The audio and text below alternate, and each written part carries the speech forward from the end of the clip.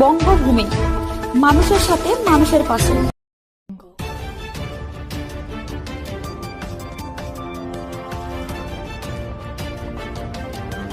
বাল্যবিবাহ নিয়ে সচেতনতা শিবির হলো নামখানা ব্লকে। একবিংশ শতাব্দীতে সুন্দরবনের মতো প্রত্যন্ত অঞ্চলেও বাল্যবিবাহের মতো সামাজিক ব্যাধি দেখা যায়। বিশেষ করে করোনাকালে লকডাউনের পর থেকে বাল্যবিবাহ বেড়েছে। বর্তমান সময়ে ছেলে মেয়েদের প্রেম করে পালিয়ে বিয়ে করার জন্য বাল্যবিবাহের মতো সামাজিক ব্যাধি দেখা যায়। তবে এসবের জন্য স্মার্টফোনকে দায়ী করেছেন অনেকেই। যদিও সরকারের পক্ষ থেকে একাধিক প্রকল্প তৈরি করা হয়েছে বাল্যবিবাহ রোধের জন্য।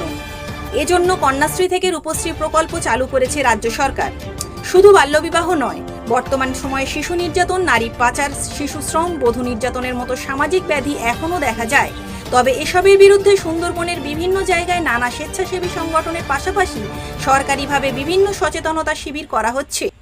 সোমবার সুন্দরবন পুলিশ জেলার নামখানা থানা চন্দনপিড়ি মুরারি মোহন উচ্চ বিদ্যালয়ে বাল্যবিবাহ রোধের জন্য নামখানা থানার পক্ষ থেকে স্বয়ংসিদ্ধা কর্মসূচি নেওয়া হয়। এদিনের কর্মসূচির মূল কথা হলো নিজে সচেতন হন ও অপরকে সচেতন করুন। বাল্যবিবাহ, শিশু নির্যাতন, শিশু শ্রম, নারী পাচার, বধূ নির্যাতন এগুলি যে অপরাধ সে বিষয়ে সচেতন করা হয়। এদিনের কর্মসূচিতে উপস্থিত ছিলেন নামখানা থানার ভারপ্রাপ্ত আধিকারিক বিভাস সরকার। তিনি বলেন, সামাজিক ব্যাধিগুলি দূর করার জন্য ছোটদের পাশাপাশি বড়দেরও এগিয়ে আসতে হবে। আগামীতেও এই রকম কর্মসূচি গ্রহণ করা হবে থানার পক্ষ থেকে। শিবিরে উপস্থিত ছিলেন স্কুলের ভারপ্রাপ্ত প্রধান শিক্ষক সন্দীপ কুমার গোল। চন্দনপিড়ি মুরারি মোহন উচ্চ বিদ্যালয়ের ছাত্রীদের নিয়ে পালিত হয় এই কর্মসূচি। এই বিষয়ে স্কুলের ছাত্রীরা বলেন, আজ আমাদের স্কুলে বাল্যবিবাহ রোধে সচেতনতা শিবির স্বয়ংসিদ্ধা করা হলো। আজ থেকে আমরা বাল্যবিবাহ হতে দেব না এবং বাল্যবিবাহ করব না। আমরা সমাজের এই ব্যাধিকে মুক্ত করব। স্কুল থেকে নারী পাচার বা বাল্যবিবাহের জন্য সুরক্ষার জন্য নামখানা ওসি আমাদের এখানে বুঝে আছে আমাদের যাতে সচেতন হতে হয়, সেই জন্য রক্ষা করতে হবে। আর আমরা সেই দায়িত্বটা নিয়েছি। আর যে আমরা নিজেরাও হব না, কাউকে হতেও দেবো না, সেটার জন্য আমরা বাধা দেব না।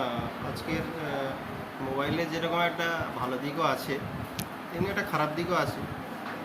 তো আমরা চেষ্টা করব যে মোবাইলের ভালো দিকটাকে কাজে লাগাতে।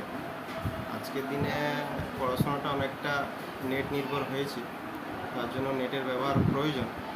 কিন্তু সেরকম আমাদের খেয়াল রাখতে হবে যে আমরা মোবাইলের যে খারাপ দিকগুলো আছে সেগুলোর দিকে যাতে না যায়, সেইগুলোর দিকে সচেতন করতে হবে ছাত্রছাত্রীদের এই বিষয়গুলো, যেখানে মোবাইলের খারাপ দিকটা আছে।